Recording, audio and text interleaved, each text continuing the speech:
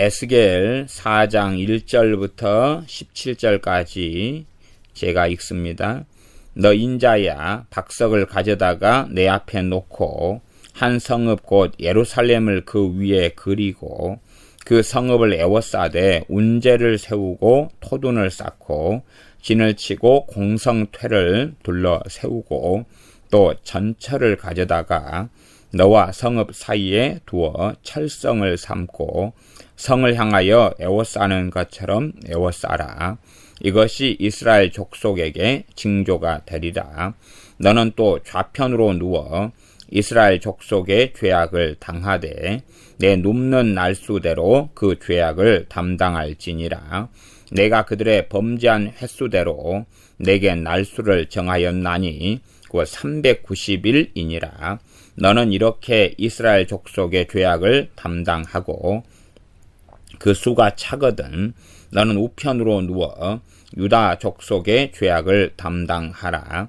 내가 내게 40일로 정하였나니 1일이 1년이니라. 너는 또 에워싼 예루살렘을 향하여 팔을 벗어매고 애언하라. 내가 줄로 너를 동일이니 너가 에워싸는 날이 맞도록 몸을 이리저리 돌리지 못하리라. 너는 밀과 보리와 콩과 팥과 조와 귀리를 가져다가 한 그릇에 담고 떡을 만들어 내 모로 눕는 날수 곧 390일에 먹되 너는 식물을 달아서 하루 20세겔 중씩 때를 따라 먹고 물도 6분 1씩 데어서 때를 따라 마시라. 너는 그것을 보리떡처럼 만들어 먹되 그들의 목전에서 인분 불을 피워 구울지니라.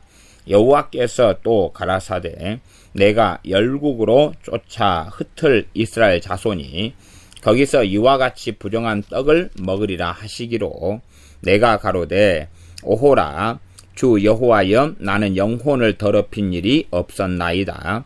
어려서부터 지금까지 스스로 죽은 것이나 짐승에게 찢긴 것을 먹지 아니하였고 가증한 고기를 입에 넣지 아니하였나이다. 여호와께서 내게 이르시되 쇠똥으로 인분을 대신하기를 허하노니 너는 그것으로 떡을 구울지니라. 또 내게 이르시되 인자야 내가 예루살렘에서 의뢰하는 양식을 끊으리니 백성이 경겁 중에 떡을 달아 먹고 민답 중에 물을 데어 마시다가 떡과 물이 결핍하여 피차에 민답하여 하며 그 죄악 중에서 쇠폐하리라.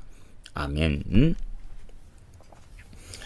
하나님께서 예루살렘에 포위되는 것, 그리고 예루살렘에 비참한 상황이 닥치는 것, 나아가서 예루살렘의 멸망에 대하여 에스겔 선지자에게 말씀하십니다. 성령님께서 지금 3장 24절부터 말씀에 오고 계시는 거였습니다.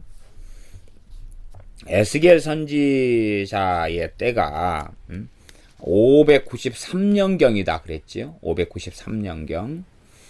그렇기 때문에 이스라엘의 멸망, 남아있는 유다지요. 유다의 멸망은 587년 혹은 586년이다 그랬습니다. 한 587년으로 이야기한다면은 남아있는 것은 한 6년 정도밖에 안 남았습니다. 6년 정도밖에.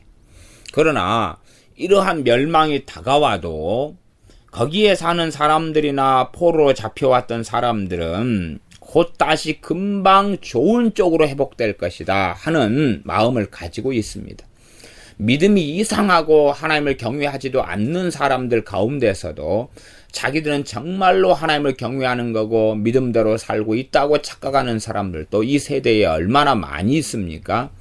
과거에 많은 거짓 선지자들도 그 중에 어떤 일부는 사기꾼이어서 자기들은 속으로는 정말 하나님의 자녀가 아닌 줄을 알면서 겉으로는 사기꾼으로서 참 선지자인 것처럼 가장하는 거짓 선지자들이 있었고, 또한 반면에 거짓 선지자들인데 스스로 믿기를 참 선지자라 믿고 하나님의 신실한 종이라고 믿는 가운데, 그런 가운데 거짓 선지자 노릇을 해왔던 사람들이 아주 많이 있었습니다.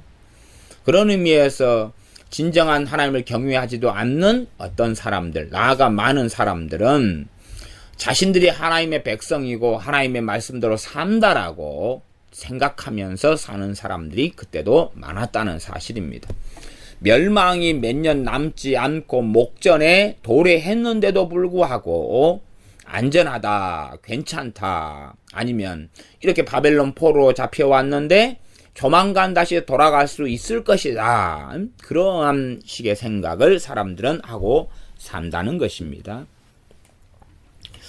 에스겔 선지자에게 성령님께서 말씀하십니다. 이어서 4장 1절입니다. 너 인자야, 박석을 가져다가 내 앞에 놓고 한 성읍 곧 예루살렘을 그 위에 그리고. 박석은 뭐냐 하면 토판이나 흙판을 이야기합니다. 물론 제가 킹게임스 성경에서 한글 킹게임스 성경을 이렇게 봤더니 거기서는 기와라 이렇게 번역을 했어요. 기와는 말도 안 되는 거죠. 이게 한글 킹게임스나 킹게임 성경의 이 극단론자들, 나아가 이단들은 자기들 성경만 옳고 바른 것이다 그러는데 한글 킹게임스 번역할 때 기와로 번역을 해놨어요. 기와가 어디 있단 말입니까? 예루살렘과 기와가 이 당시에 바벨론에 어디가 있단 말입니까? 그러니까 자기식으로 해놓으면서 모호한 성경이다, 이러한 헛소리를 하는데, 이러한 사람이 이송호, 그 사람인 줄은 다 알고 있지요. 그런 사람부터 시작해서 무수하게 많은 킹게임스에 연관된 미혹에 빠진 사람들이 많습니다. 킹게임스 성경은 잘 번역된 성경임에도 불구하고 무한 성경은 결코 될 수가 없다는 사실입니다. 성경 원본만 무하고 이 땅의 번역본들 가운데 무한 것은 아무도 없습니다. 아무것도 없습니다. 박석을 가져다가 토판이나 흑판입니다. 내 앞에 놓고 한 성읍 곧 예루살렘을 그 위에 그리고, 예루살렘을 그 위에 그리고, 이 토판이나 흑판이 되니까 거기에 예루살렘을 그릴 수가 있겠죠. 거기에 살았던 제사장이기 때문에요. 그 성읍을 에워싸되 운제를 세우고 토둔을 쌓고 진을 치고 공성태를 둘러 세우고. 과거에 견고한 성이나 높은 성을 공격할 때에 공격하는 적군들이 취했던 이 성 공격용 무기나 공격하는 형태나 방식에 대한 이야기를 하고 있습니다. 운제를 세워라. 운제는 높은 사다리를 이야기합니다. 그 다음에 토둔을 쌓고, 토둔은 토성을 이야기하고요. 토성이나 혹은 이 토둔은 언덕입니다. 언덕. 흙으로 만든 언덕이니까 경사로죠. 성벽의 높이만큼 흙을 쌓는 거예요. 밖에서 쌓아가지고 그렇게 해서 사람이 올라가서 높은 망대하고 비슷한 방식이기도 하지요. 그렇게 해서 이제 밖에 앞에 있는 높이를 비슷하게 맞추어서 사다리를 걸고 넘어가거나 거기에 올라가서 화살을 쏘거나 이러면서 성을 함락시키기 위한 이런 방식입니다. 진을 치고 공성태를 둘러 세우고, 또 전철을 가져다가 너와 성읍 사이에 두어 철성을 삽고, 전철은 철판이지요. 철판을 가져다가 너와 성읍 사이에 두어서, 그러면 에스겔 선지자 위치가 지금 이 토판에다가 예루살렘을 그렸지요. 예루살렘과 그 다음 전철 사이에가 선지자 에스겔이 있는 겁니다. 철성을 삼고 성을 향하여 에워싸는 것처럼 에워싸라. 이것이 이스라엘 족속에게 징조가 되리라. 징조를 이제 보여주시는 겁니다. 어떤 징조입니까? 예언입니다. 예언. 이런 방식으로 해서 예루살렘이 공격을 당할 거고 무너지고 회파될 것이라는 것을 징조를 통해, 상징을 통해서 예언하고 있다는 사실이고, 이건 하나님의 결정이라는 사실입니다. 4절입니다. 너는 또 좌편으로 누워 이스라엘 족속의 죄악을 당하되 내 눕는 날수대로 그 죄악을 담당할지니라.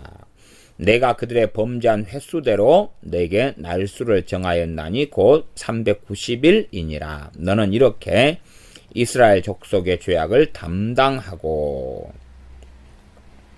참 무서운 미혹 중에 하나가요, 이 죄악을 담당한다는 개념을 정말 많은 어리석은 사람들이 선지자 에스겔인 양 갖다 써서 자기가 마귀의 공격을 받는 것, 자기가 뭔 일을 하는 것, 또한 미혹의 영이 성령인 것처럼 가장해가지고 너가 너 가족의 죄를 담당해라, 뭐 그런 거 있지요. 과거에 그 기도하는 하이드라는 사람, 그 사람은 굉장한 미혹에 잡힌 사람입니다.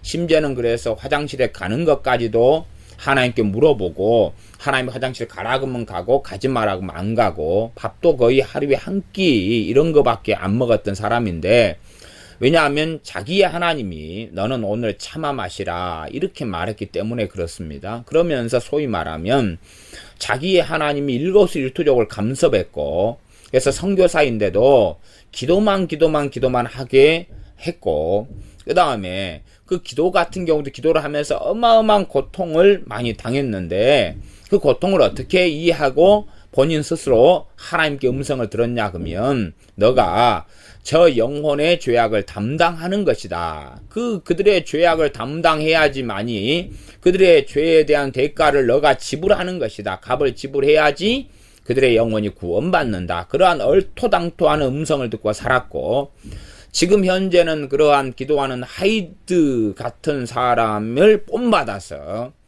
자기들의 기도도 자기들이 중보기도 하고 전도하기 위해서, 구원하기 위해서 하는 그런 사람들의 죄악을 담당하는 것이다. 그런 식으로 주장하며 이해하고 말하는 사람들이 많다는 것입니다.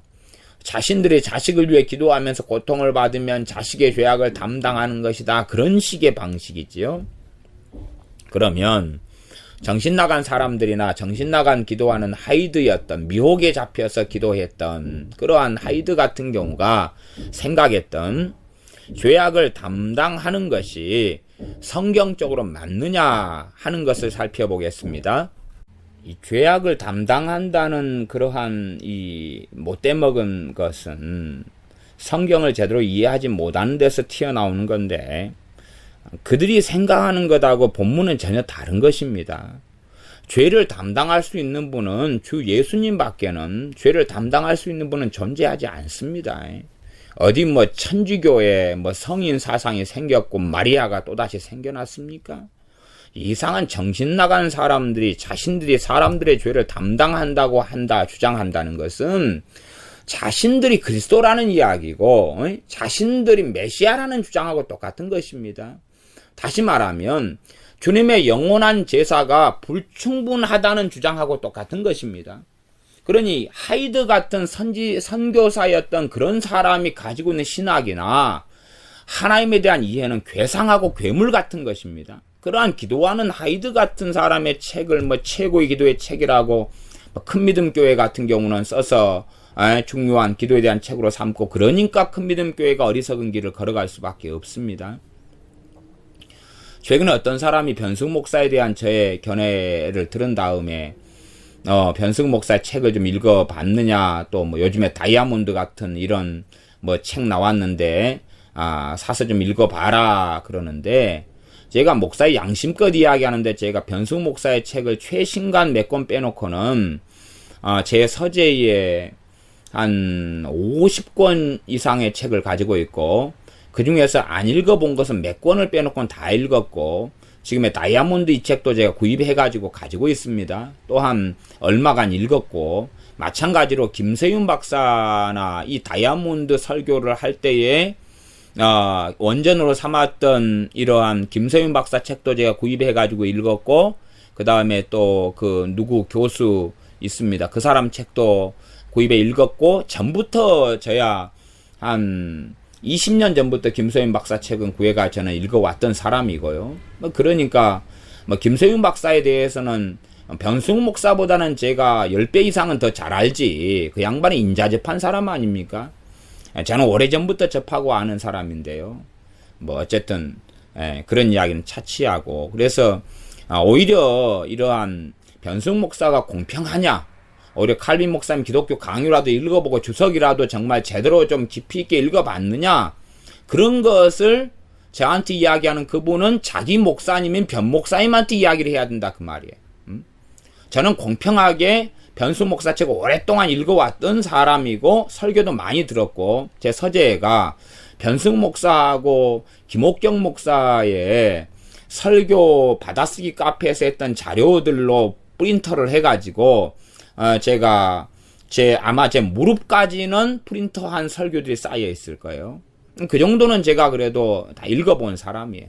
그러니까 그를 이단이라고 말하지는 않지만은 오류도 많고 틀린 것도 많고 옳은 것도 많고 그러니까 난잡하게 섞여 있는 사람이라는 것을 저는 인식하고 합니다. 그걸 불공평하거나 제가 뭐 얄팍하게 책 서너 권 읽어보는 게 아니라 저는 변승훈 목사를 최소한은 한 2008년도부터 지켜봐왔던 사람이니까 지금 한 7년 동안은 제가 지켜봐왔던 사람입니다. 심지어는 뭐 아는 분은 아시겠지만은 이 큰믿음교회 서울에 세워졌을 때 서두에 제가 아는 분들을 큰믿음교회 다니도록 이렇게 몇 분을 보냈던 이력도 가지고 있는 사람이고요.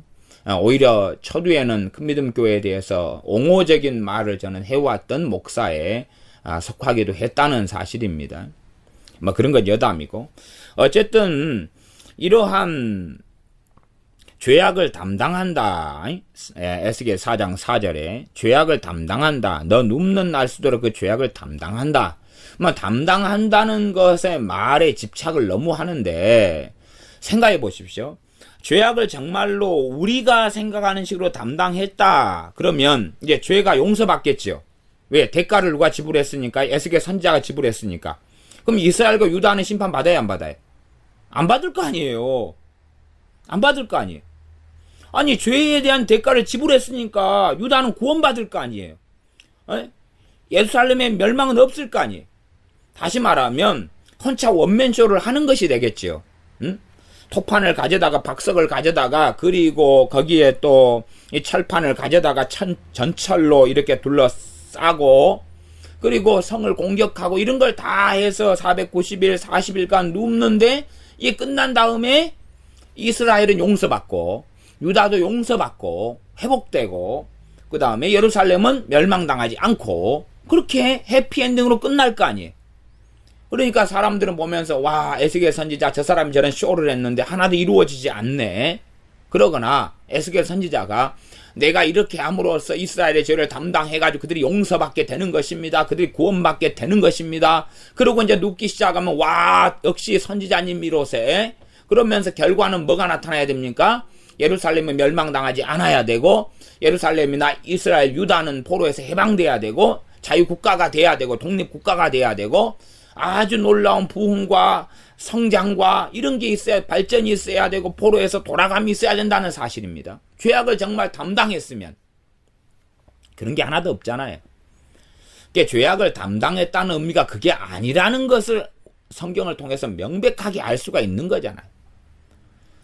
죄악을 담당한 게 아니라 죄악을 담당했다는 이 의미 자체가 뭐냐 그러면 이들의 죄의 날수대로 390일 동안을 에스겔 선지자가 고생한다 그 말이에요. 그 예표로서 그들의 죄에 대한 징벌을 얼마 당해야 되니까요? 390일이면 하루가 1년이니라 라고 6절에 말씀했지요.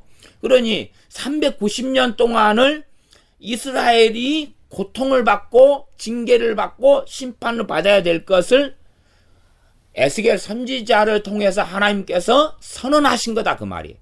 예언하시고 말씀하시고 선언하신 거예요. 또 40년 동안 유다가 겪고 당해야 될 것을 에스겔 선지자를 통해서 하나님께서 선언하신 거다 그 말이에요. 40년 동안 이스라엘은 390일 그러니까 390년이고 유다는 40일 그러니까 40년이고 그동안에 죄악을 담당해야 될 것을 에스겔 선지자가 이스라엘과 유다의 민족의 구성원이고 선지자이기 때문에 그가 먼저 그것을 몸으로 모범을 보이고 시연을 해주는 거다 그 말이에요. 에스겔 선지자는 제사장으로서 이스라엘 민족이나 유다의 죄에 대하여 책임이 없다 말할 수 없잖아요. 책임 있는 구성원이고 제사장으로서 유다의 지도자이다 그 말이죠. 그렇기 때문에 그도 죄를 담당해야 됩니다. 그런 의미에서 먼저 모범을 보이고 먼저 시범을 보이는 것이지, 이렇게 너희들이 고생해야 돼, 그리고 이런 일이 벌어져 라는 것을 보여주는 것이지, 그것을 통하여 이스라엘이나 유다의 죄가 에스겔 선지자가 그것을 책임을 지고 해결을 하고 혹은 값을 지불해 가지고 이제 유다나 이스라엘의 죄가 없어지고 사함을 받고 면죄부를 받고 사죄를 받고 죄 사함을 받고, 그런 건 결코 아니라는 사실입니다. 그러니까 죄악을 담당하라는 단어 하나만 가지고 얼마나 깊은 소설을 쓰느냐를 알 수가 있는 거예요. 그건 정말로 많은 소설이죠. 성경을 제대로 안 보면 우리 이단 사상, 사이비 사상, 미혹이 심각하게 나타나는 것입니다. 이 죄악을 담당한다는 한 구절을 본 다음에 앞뒤 국어든 문맥이든 모든 것을 던져버리는 것입니다. 모든 걸 던져버리면서 기괴한 행위를 에스겔 선지자가 했던 것은 참된 애언이었고 성령님의 역사였고 순종이었고 성령님의 강력한 권능으로 행해졌던 것인데, 자기들은 유사한 것을 귀신의 역사와 미혹의 영의 역사로 행하면서 그것이 하나님을 기쁘시게 하는 양, 또한 사람들의 죄를 자기가 짊어지는 또 다른 그리스도, 또 다른 메시아가 된 양 착각해서 대단한 그리스도의 일꾼으로 자신을 가장하는 사람들이 이 시대에는 많이 있습니다. 지난 세대에도 많이 있어 왔고 지금 시대와 다음 세대에는 훨씬 더 많이 있게 될 것입니다. 그러한 것에 혹해가지고 빠져버린 사람들은 정신 나간 사람들입니다. 소위 말하면 현 시대에 자칭 선지자라고 하는 많은 사람들이 자기는 대단한 중보 기도자라고 주장합니다. 그러면서 자기가 누구의 죄를 며칠 동안 끙끙대면서 담당했더니 그 며칠 후에 그가 구원받았습니다, 이따위 책들을 아주 많이 써내고, 그러한 대표적인 출판사 중에 하나가 순전한 나드지요. 허철 목사, 이 양반이 하는 순전한 나드가 대표적으로 이러한 책들을 급속하게 퍼뜨리는 출판사입니다. 소위 말하면 선지자랍네 하고 자칭 선지자라고 주장하는 이런 사람들의 이러한 기괴한 것을 주장하고 말하니까 어리석은 사람들은 그러면 선지자님, 당신도 나를 위해 중보기도 해주세요, 내 죄악도 담당해 주세요 라고 그 선지자님을 바라보지요. 주님은 바라보지 않고 참으로 희한한 시대를 지금은 살고 있습니다. 이제 잘못된 이 죄악을 담당한다는 것에 대해서 제가 기본적인 것은 설명드렸으니까 이걸 듣는 사람들은 그런 정신 나가고 얼빠진 것이 에스겔 4장 성경하고는 전혀 다르다 하는 것은 반드시 이해하고 계셔야 됩니다. 징조죠. 이것이 이스라엘 족속에게 4장 3절 징조가 되리라. 이런 징조, 이러한 예표, 예시, 애언, 이러한 방식으로서 390일, 그 다음에 40일을 드러누워 있는 것입니다. 이것도 성령의 역사로 그러는 것입니다. 죄악을 담당한다는 것은 죄악의 날수대로 그렇게 행한다는 의미지, 이스라엘이나 유다의 죄를 해결하거나 용서받거나 처리하거나 직접 그 죄의 짐을 진다는 것하고는 전혀 다른 의미다. 당연한 것입니다. 이것이 지난 다음에 몇 년 후, 6년 혹은 7년 후에 예루살렘은 멸망했습니다. 그것은 이에 우리가 역사적으로 잘 알고 있습니다. 4장 5절 내가 그들의 범죄한 횟수대로 내게 날수를 정하였나니, 너에게 날수를 정했다. 범죄한 횟수대로 곧 390일이니라. 너는 이렇게 이스라엘 족속의 죄악을 담당하고, 이제는 390년 동안을 이스라엘 족속은 죄를 담당해야 돼요. 그걸 먼저 보여준 거예요. 이 선지자가, 에스겔 선지자가 오래 산 것도 아닙니다. 에스겔 선지자가 사역하는 것이 연도상으로 사역의 연도만 이야기하면 493년에서 593년에서 570년 이 정도까지 사역했을 거예요. 그러니까 얼마 안 됩니다. 한 23년 이 정도밖에 안 됩니다.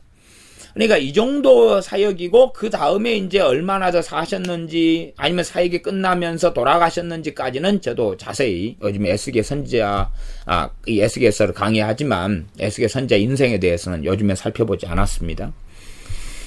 그래서 에스겔 선지자가 그런다 해서 이때 이후로 40년을 더 산 건 아니고 40년을 더 살았다 그러면 40년 동안 뭐 유다의 죄를 담당하고 산 건 아니라 그 말이에요. 그 다음에 360년을 더 살아가지고 이스라엘 족속의 죄를 에스겔 선지자가 담당한 적이 어디 있습니까? 그런 적 없지 않아요. 390년을 누가 당해야 되는 것입니까? 이스라엘이요. 40년을 누가 당해야 됩니까? 유다가요. 그러지.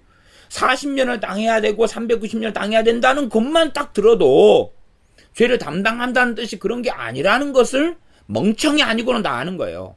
미혹된 사람은 미혹이 마귀에게 잡히고 미혹행이 잡혀버렸으니까 390년, 391, 390년 그 다음에 41, 40년을 듣고 보면서도 모르는 거예요. 손에 난 놓고 기억자도 모른다 하는 것처럼 손에 잡혀줘도 모른다 그런 거예요. 391, 390년 41, 40년 이걸 잡혀주면 에스겔 선지자가 그런 죄를 담당할 수 없잖아요. 390년을 살면서 담당할 수 없잖아요. 뻔한 건데 왜 그걸 모르냐 그 말이죠. 너는 이렇게 5절 하반절 이스라엘 족속의 죄악을 담당하고 그 수가 차거든 너는 우편으로 누워 유다 족속의 죄악을 담당하라. 내가 내게 40일로 정하였나니 1일이 1년이니라. 그래서 이스라엘 390일 그 다음 유다 40일 그렇게 하면 430일 동안 누워있는 거예요. 430일 동안 정말로 오랫동안 누워있는 것입니다. 그런데 성령님께서는 꼼짝 못하게 한다고 말씀하셔요.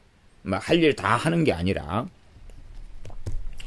정확하게 어떻게 됐는지 우리가 이때에 살아서 에스겔 선지자가 했던 걸 눈으로 보지 않았기 때문에 이 단편적인 몇 구절 가지고는 에스겔 선지자가 어떻게 했는지 전체 모습은 그려볼 수 없습니다.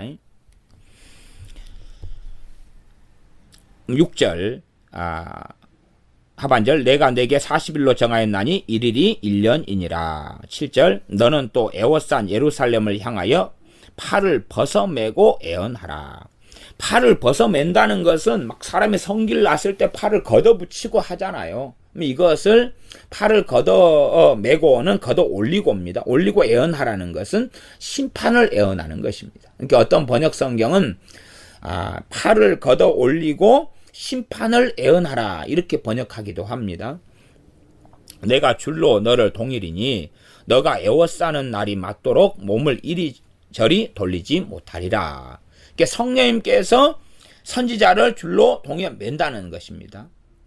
이리저리 못 움직인다. 정상적인 정상인이 한쪽으로 누워가지고 오래 있으면 한쪽 팔이 결리고 몸이 힘들고 그럴 건데 성령님이 매기 때문에 몸에 아무 이상이 없다는 거예요. 아무 이상이 없고 문제가 없다는 것을 알 수 있습니다. 그러면 밥은 식사는 어떻게 하느냐? 그러면 이제 에스겔 선지자가 밥 먹고 물 먹는 것도 이 이스라엘, 이 유다가 당해야 될 것에 대한 예표입니다. 지금 현재는 예루살렘을 이렇게 둘러싸고 있는 것입니다. 지금 예루살렘을 둘러싸면서 이스라엘의 죄 390일, 그 다음 유다의 죄 40일이에요. 잘 생각해 봐야 됩니다. 다른 말로 하면 생각해 보세요. 이스라엘은 멸망했습니다. 멸망했어요. 그러면 순수하게 이것이 이스라엘의 죄에 대한 하나님의 예언이다면 사마리아를 그리고 사마리아를 둘러싸가지고 390일 해야 되고 그런 생각은 안 해봤어요? 사마리아가 이스라엘 수도였잖아요. 물론 멸망했지만 사마리아를 그린 다음에 390일 동안 둘러싸고 왼편 오른편이 아니라 그 다음에 유다는 40일이니까 예루살렘을 한 다음에 40일을 해야 되는데 그게 아니라 예루살렘을 해놓은 다음에 그 다음에 이스라엘로 390 한편은 왼편이죠. 그 다음에 오른편으로서 이제 유다로 그 다음 40일 지금 어디를 둘러싸고요? 예루살렘을 둘러싸고 이게 예루살렘에 있는 유다가 이제 남아있는 하나님의 백성이에요. 그러니까 그 남아있는 하나님 백성인 이 예루살렘이 유다와 이스라엘의 모든 죄를 다 담당해야 되는 거예요. 그까지는 잘 이해해봐야 됩니다. 그러지 단지 이스라엘을 위해 490일이니까 이스라엘 가운데서 저쪽 10집파 저쪽이구나 그렇게 생각하면 안 되는 것이. 그거는 이미 멸망했어요. 721년 혹은 722년에 멸망했어요. 지금 이때는 지금 593년에 지금 하나님 말씀하시는 거예요. 곧 있다가 587년 정도에 멸망할 유다, 멸망할 예루살렘에 대하여 말씀하시는 거예요. 그러니까 예루살렘 성을 박석에 그려놓고 왼편으로 390, 그다음 오른편으로 40일을 놓으면서 지금 예루살렘에 대하여 하고 있는 거예요. 예루살렘에 대해 하는데 예루살렘 너희가 이스라엘의 죄에 대해서 390일을 담당해야 되고 너희들이 그 다음에 40일 플러스 해가지고 총 며칠 해야 된다는 거예요? 430일. 다시 말하면 430년을 담당해야 된다는 거예요. 430년을. 그래서 이러한 부분에 대한 이야기들이 어디에 있냐 그러면 다니엘서에 있는 것을 우리가 확인했어요. 그들의 죄 때문에 그들이 곤란한 날들을 계속하여 당하는 가운데 성전을 짓고 그다음에 예루살렘 성벽을 건축하고 그러면서도 어려움의 때들을 계속 보내는 그것이 죄를 계속 이어서 담당하는 것이라는 걸 보았어요. 그러니까 다니엘 선지자는 70년만 마치면 모든 게 끝날 거라고 생각했고 기도했는데 하나님께서는 71회의 비밀을 보여주시면서 또 그것하고 다른 곤란한 일들이 계속하여 하나님의 백성 이스라엘에게 있을 것이라고 고통과 험난한 세월과 환란이 계속 있을 것이라고 보여주시는 거예요. 다니엘 선지자가 생각하고 깨달았던 것은 부분적이었고 하나님은 광대한 하나님의 앞으로의 행하실 것을 보여주시며 이스라엘의 죄들을 또한 그 죄로 인한 하나님의 진노와 심판을 계속하여 이어져 간다는 것을 보여주시는 것을 다니엘서 강해를 통해서 우리는 살펴보았습니다. 그래서 430년이 이렇게 이어져 가게 되는 것입니다. 7절 이게 잘못 계산한 사람들은 390년 그러니까 예루살렘의 이스라엘의 멸망부터 계산하기도 하고 연수를 막 이러는데 그건 성경을 잘 자세히 안 읽으니까 그러는 거예요. 왜 그냥 대강 읽어버리고 대강 자기 이상한 세계 속에 들어가면 안 됩니다. 본문을 잘 보셔야 돼요. 본문을 잘 봐야 돼요. 국어를 잘하는 사람이 그래도 성경을 이상하게 덜 해석하는 것입니다. 앞뒤 문맥을 잘 봐야 돼요. 어디를 둘러싸서 누워있는지를 봐야지요. 사마리아하고 예루살렘이 아니고 예루살렘만 둘러싸고 왼편 오른편 누워있는 거예요. 그래서 팔을 걷어붙이고 7절에 애언하라. 이건 심판을 애언하는 거예요. 우리가 팔 걷어붙이고 막 사람하고 싸울 때 삿대질하고 막 그러잖아요. 그 다음에 이제 8절 성령님께서 줄로 동여서 매놓는다. 9절 먹는 것입니다. 먹고 마시는 것. 너는 밀과 보리와 콩과 팥과 조와 규례를 가져다가 한 그릇에 담고 떡을 만들어 떡은 빵입니다. 내 모로 눕는 날수 곧 390일에 먹어라. 어떻게 이제 이걸 가져다가 먹는지는 모릅니다. 모르지만 어쨌든 옆에 쌓아놓고 이제 만들어 먹는 상황인 것 같아요. 10절 너는 식물을 달아서 식물이면 그 앞에 있는 밀, 보리, 콩, 팥, 조, 규를 이야기합니다. 이걸 달아가지고 하루에 20세겔 중식, 중은 무게입니다. 20세겔의 무게만큼씩 때를 따라서 먹어라. 그러면 20세겔 중은 이제 우리식으로는 무게가 얼마쯤 되냐 그러면 228g입니다. 228g. 이게 그냥 우리가 좀 뒤에 28g을 잘라서 그냥 200g이라고 합시다. 200g. 200g을 먹으면 정말로 작은 양입니다. 200g은. 200g을 잘 이해 못하면 그냥 삼겹살 한 근 600g이니까 거기에 3분의 1이다.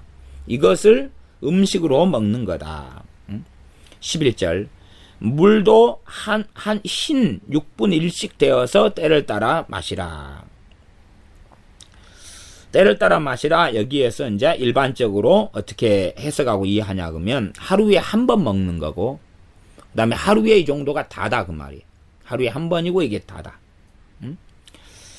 그러면 6분 신 6분 1씩이면 요건 0.6리터, 다시 말하면 600ml입니다.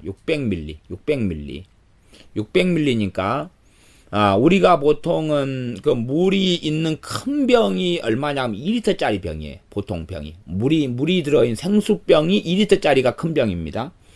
거기에 600ml란 말은 2리터짜리로 한다면은 뭐 3분의 1이 채 안 되는 양입니다. 1.8리터가 3, 6, 18이니까 굉장히 그 정도면 적은 물이라고 볼 수 있는 거예요. 그러니까 때를 갖다가 삼시세끼로 봐가지고 그렇게 하면 굉장히 많은 충분한 물이 되는데, 이때는 지금 예루살렘이 포위돼가지고 공경 속의 고통 속에 있는 것이니까 이 때가 하루를 이야기해야지. 그러지 이 때를 갖다가 우리 먹는 걸로 하면 방송 프로그램상으로 삼시세끼 하는 이런 그럴 때에 한 끼에 한 때라 이렇게 보면 안 된다는 것입니다. 하루에 그냥 228g, 그 다음에 600ml 이 정도의 빵과 물만 마시는 것입니다. 더군다나 12절 보면 너는 그것을 보리떡처럼 만들어 먹되 그들의 목전에서 인분불을 피워서 구울지니라. 인분은 사람 똥입니다. 당시에 사람 똥으로 정말로 이렇게 사람 똥을 말려가지고 불을 피울 수 있었겠느냐? 그러면 그게 가능합니다. 왜 그러냐면 지금은 이제 육식을 많이 하는 때지만 당시에는 먹을 게 없으면 채식을 많이 해야 되잖아요. 육식은 귀하고, 그 다음에 양 같은 것은 또 채식을 하는 거잖아. 이런 걸 먹으면은 당연하게 충분히 사람 인분을 말려가지고 불을 피울 만큼이 되어집니다. 지금보다 채식은 훨씬 많지요. 우리가 주로 이렇게 짐승들 같은 경우도 소똥 같은 경우에 과거에, 또 지금 몽골 같은 경우는 말똥 같은 걸 다 모아가지고 양똥, 말똥 다 모아서 그걸로 불 피워가지고 살잖아요. 왜냐하면 풀을 먹기 때문에 풀을 먹고 똥을 싸니까 그게 대부분 풀 성분이거든요. 그래서 말리면 그대로 이렇게 나무 목재보다는 안 돼도 목재의 뭐 반의 반 정도까지의 화력은 나오고 오랫동안 불이 피워집니다. 이렇게 정말로 비참한 이 빵을 구워 먹을 나무도 없어가지고 비참한 삶을 살게 되는 것을 이야기합니다. 비참한 삶을 살게 되면서 어쩔 수 없어가지고 이렇게 힘든 삶을 사는, 힘든 시간들을 보내는 것을 선지자를 통해서 예언하시는 것입니다. 13절 여호와께서 또 가라사대 내가 열국으로 쫓아 흩을 이스라엘 자손이 거기서 이와 같이 부정한 떡을 먹으리라 하시기로. 이제 열국으로 쫓아내버리신다 그 말이. 다 죽일 사람은 죽여버리고 열국으로 쫓아 흩어버리는데 거기에서는 이들이 율법을 따라서 충분히 살 수 있었을 때에 살지 않았잖아요. 그렇기 때문에 그 하나님의 징계와 심판으로서 이제는 율법을 따라 살려 그래도 도저히 그렇게 할 수 없는, 최소한 자신의 양심상 가능하지 않은 이런 더러운 음식들을 먹고 살아야 된다는 사실이죠. 비참한 음식을 먹고 살아야 된다는 사실입니다.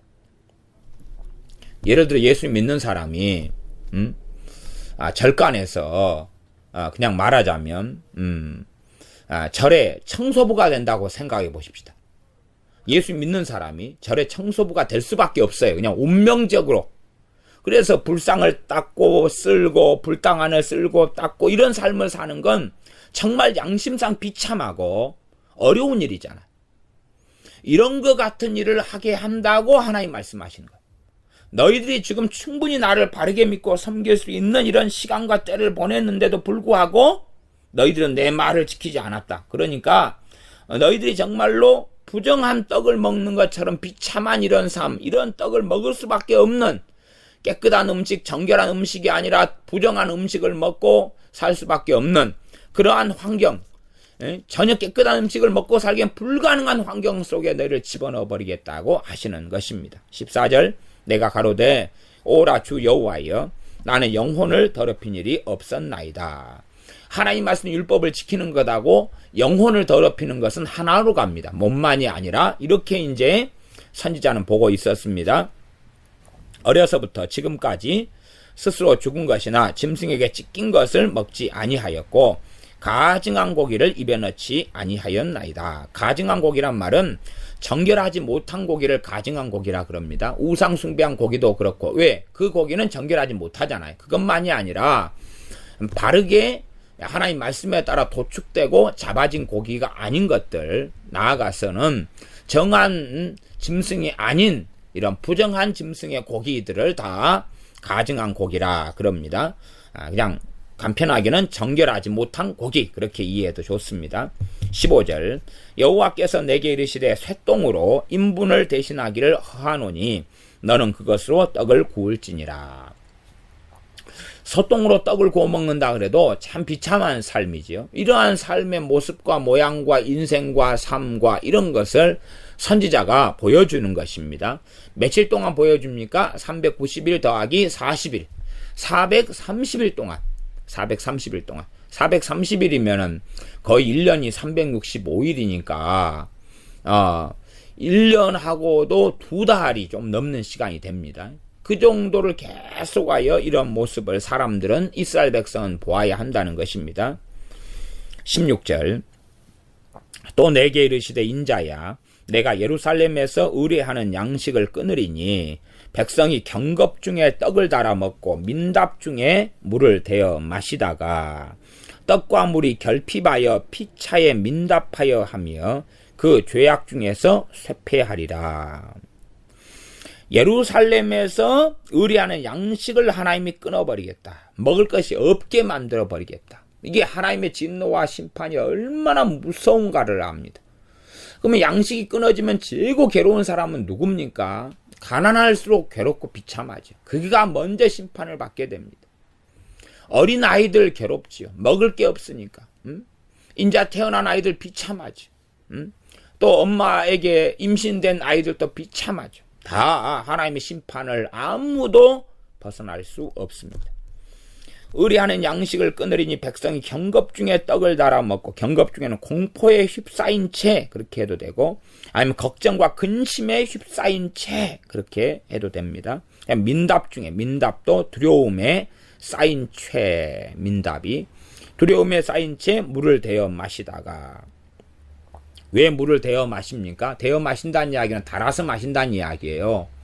물량이 적으니까 이 정도 물이면은 얼마는 버티니까 하루에 이만큼만 먹어야 된다, 그렇게 한다 그 말이에요. 충분하게 식량과 물이 있으면 마음껏 먹고 마시지만 식량도 별로 없고 물도 별로 없으니까 에스겔 선지자가 보인 대로 저울에 달아서 먹는 그런 것처럼, 이렇게 오늘은 이것만 먹어야 돼, 내일 이거 먹고 모레 이거 먹고 이러면 10일은 버티겠다, 이렇게 하고 비참하게 산다는 이야기입니다. 17절, 떡과 물이 결핍하여, 이제는 다 떨어져 가고 없어져 가죠. 피차에 민답하여 겁에 질린 얼굴을 한다. 민답하여 하며 피차가 서로 간에 겁에 점점점 질린다 그 말이.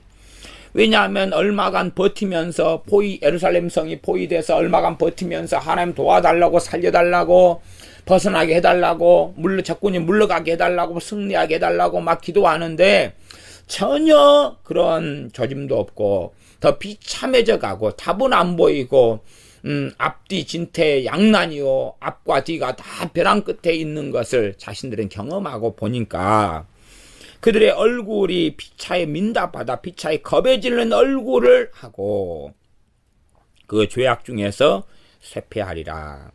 그들의 죄악들 가운데서 쇠폐하리라, 멸망하리라, 혹은 쇠약해질 것이다, 이렇게 우리가 해석할 수 있습니다.